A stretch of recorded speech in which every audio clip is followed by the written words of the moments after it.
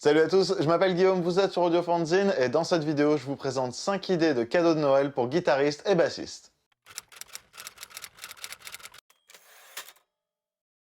Salut à tous, comme d'habitude, j'espère que vous vous portez bien, que la vie est belle et que votre Noël et vos fêtes s'annoncent joyeuses. Dans cette vidéo, je vous présente 5 idées cadeaux pour guitaristes et bassistes qui sont sûrs de faire plaisir sans nécessiter énormément de connaissances de votre part. Et si cette vidéo vous intéresse, n'hésitez pas à l'aimer et à vous abonner à la chaîne. Moi, ça me fait plaisir et ça nous permet d'apaiser un peu les dieux insatiables de l'algorithme YouTube. Et là-dessus, j'attaque avec ma première recommandation qui est sans aucun doute la plus safe, et c'est le chèque cadeau Thomann. Évidemment, il y a énormément de monde qui va dire qu'un chèque cadeau pour Noël ou un chèque cadeau en règle générale, c'est relativement impersonnel, c'est quelque chose qui est un peu... Voilà, je savais pas quoi t'acheter, donc tiens. Ce qui est vrai dans une certaine mesure, hein, si c'est un chèque cadeau pour Cora, Leclerc ou pour Amazon, où là, ça veut vraiment dire, effectivement, j'avais zéro idée de ce que tu voulais, donc tiens, voilà un chèque cadeau pour un endroit où tu peux avoir à peu près n'importe quoi. C'est pas comme ça que je vois les magasins hobbyistes, les magasins de musique notamment, et donc Thomann par extension, où là, on est plus sur un cadeau qui dit quand même... voilà, je sais que c'est ta passion, je sais que c'est ton hobby, je sais que c'est ce que tu veux au final, mais je veux pas me planter de couleur dans ton câble, je veux pas prendre une sangle avec des flammes alors que t'aimes peut-être pas. Donc voilà, de quoi soit t'acheter ce que tu veux, soit venir financer peut-être un achat un peu plus important, parce qu'évidemment les instruments de musique c'est pas donné. Vous avez probablement pas un budget de plusieurs centaines d'euros pour chaque cadeau de Noël que vous allez faire, mais en revanche une petite participation à un cadeau plus important évidemment est toujours la bienvenue. Et à mon sens, c'est vraiment le cadeau le plus safe, c'est toujours cool, c'est toujours... Mon père, c'est des cartes cadeaux de Decathlon, mais tous les ans. Et il s'en lasse pas, hein, parce que moi, si je vais lui chercher des Apache et Decathlon, c'est pas les bons que je vais lui prendre. Lui, il sait. Hein. Donc c'est plus safe, et en même temps, ça reste... Voilà, tu nourris la passion de la personne à qui tu vas offrir ce cadeau, et je trouve ça quand même plutôt chouette.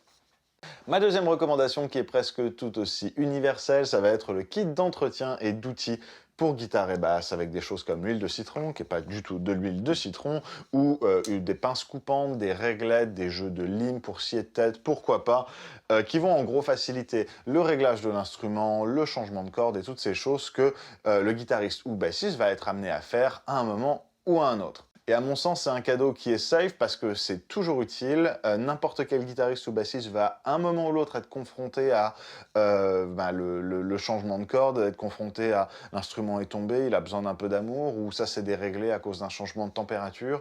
Peu importe la raison, ça sera utile à un moment ou l'autre. Et c'est pas le type de produit qui est super... pour lequel les guitaristes et bassistes sont un peu particuliers. Vous voulez pas vous tromper de couleur en choisissant le câble que vous allez offrir ou le jeu de cordes, à plus forte raison, le type de corde, la marque de corde, la couleur de la corde.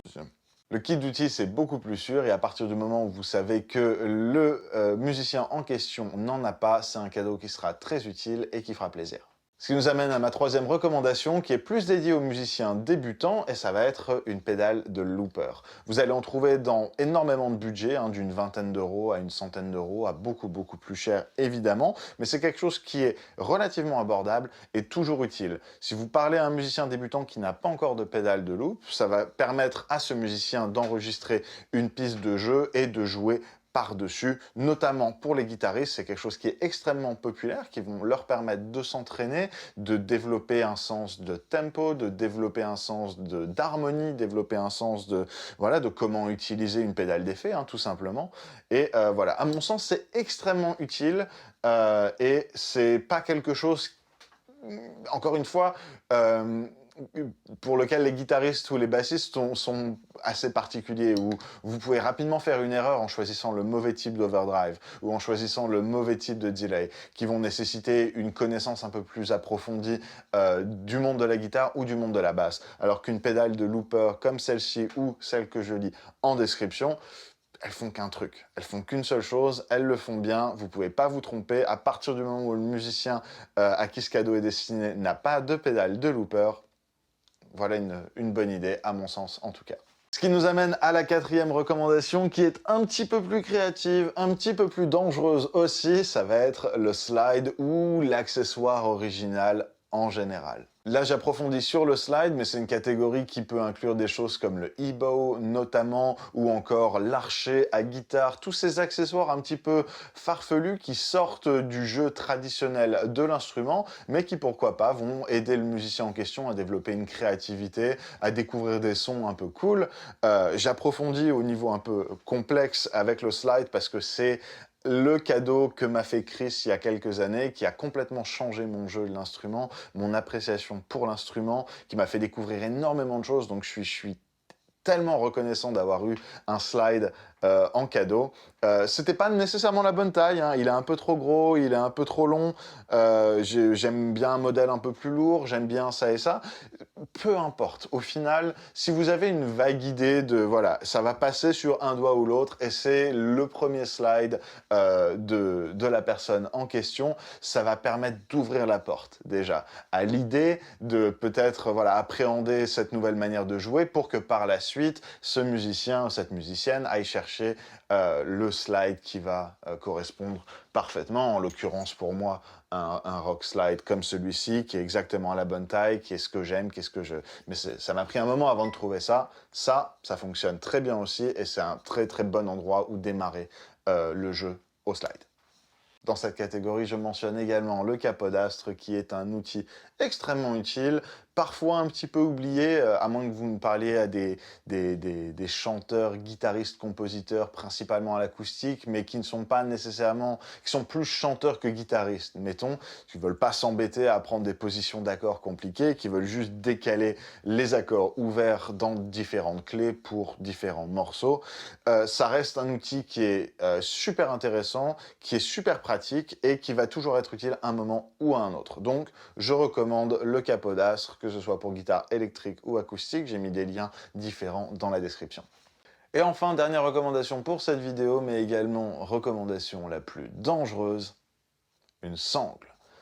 Et je dis recommandation dangereuse parce que offrir une sangle à un guitariste ou bassiste, ça implique de connaître cette personne profondément. D'être familier avec leur sens d'esthétique, que ce soit fashion ou bien d'esthétique musicale, parce que les musiciens sont très particuliers quand il s'agit de choisir une sangle, de choisir un look qui va les accompagner sur scène, qui va les accompagner en studio devant d'autres musiciens. Et donc voilà, ça en fait un cadeau qui est beaucoup plus personnel que les autres, mais qui également implique un risque d'erreur qui est sensiblement plus important. Donc, soyez prévenus, c'est super cool, c'est très joli, ça peut être aussi un gros faux pas. Faites attention. Et voilà, c'était donc 5 recommandations cadeaux pour guitaristes et bassistes qui, à mon sens, ne peuvent pas décevoir. Ça vient d'un guitariste. Si j'avais reçu quoi que ce soit sur cette liste pour ce Noël, j'aurais été extrêmement heureux. Donc voilà, c'est assez safe à mon sens. Sinon, envoyez-leur le lien de cette vidéo pour leur expliquer pourquoi vous avez choisi ce cadeau-là. Et dites-moi dans les commentaires pourquoi vous êtes déçus. Hein, parce que, bon, arrive un moment, c'est quand même de belles intentions, c'est joli. Mais enfin voilà, dites-le moi dans les commentaires, je défendrai mes idées jusqu'au bout. Merci d'avoir regardé cette vidéo jusque-là. Si ça vous a plu, n'hésitez pas à vous abonner pour ne rien louper de ce qui arrive sur la chaîne d'AudioFanzine. Merci à ceux parmi vous qui me suivent depuis le début de cette année, l'année précédente ou encore l'année d'avant. Ça me touche énormément, votre soutien, vos messages, tout ça, voilà, je les lis, je les vois et j'apprécie. J'apprécie énormément. Je vous souhaite de très joyeuses fêtes, je vous souhaite un joyeux Noël, une bonne année, tout le meilleur pour l'année 2025, où j'espère vous retrouver à nouveau sur cette chaîne, sur Instagram, chez Thomann, peu importe, voilà, ça me touche beaucoup. Prenez bien soin de vous et je vous retrouve dans la prochaine vidéo. Bye!